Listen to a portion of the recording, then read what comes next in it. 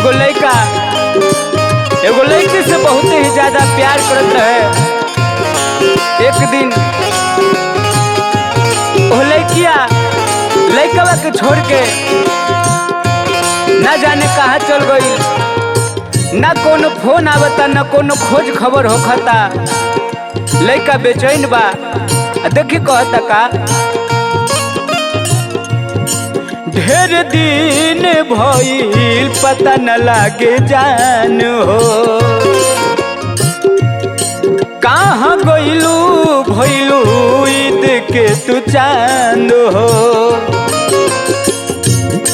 ढेर दिन भइल पता न लागे जान हो, कहाँ गइलू भइलू ईद के तू चांद हो। अब हमारा पेना तोहर प्यार आवता, अब हमारा पेना तोहर प्यार आवता। केहू कमी पूरा करता हमार, अब फोन ना तोहार आवता। लागे मिल गइल बा दोसर कौनो यार, अब फोन ना तोहार आवता।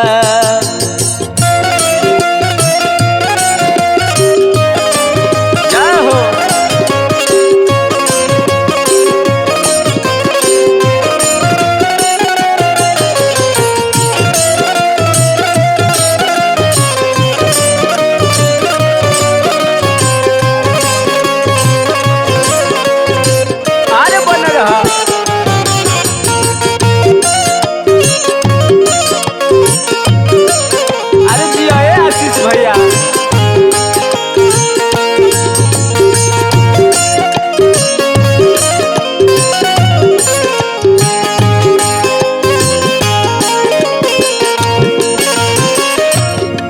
लड़का कहता,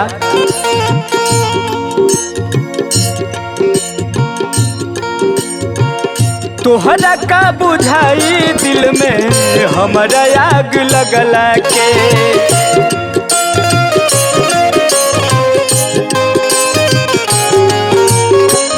तोहरा का बुझाई दिल में हमारा आग लगला के। जीत जी मुआई दिहलू अपना तू पगला के। तोहरा बिना नहीं तनिको संसार भावता। केहू कमी पूरा करता हमार, अब फोन ना तोहार आवता। लागे मिल गइल बा दोसर कौनो यार, अब फोन ना तोहार आवता।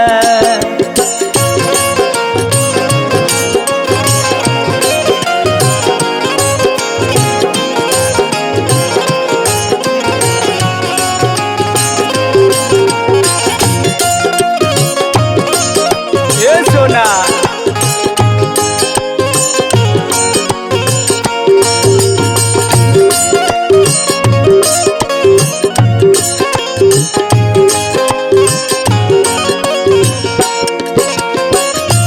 लड़का कहता कि ये सोना, जब तारा यही करे के रहे तो प्रेम काहे खातिर कैलू। जाही के रहे तो तू काहे खातिर अइलू।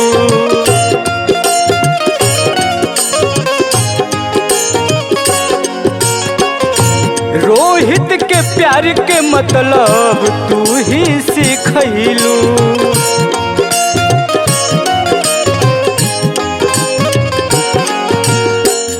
जाही के रहे तो तू काहे खातिर अइलू।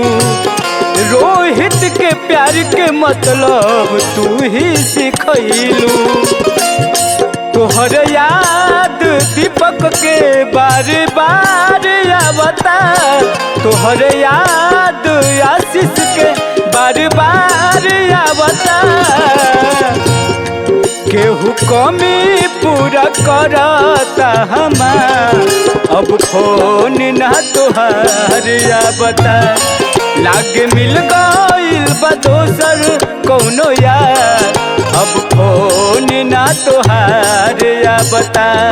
लागे मिल गइल बा दोसर कौनो यार, अब फोन ना तोहार आवता। केहू कमी पूरा करता हमार, अब फोन ना तोहार आवता।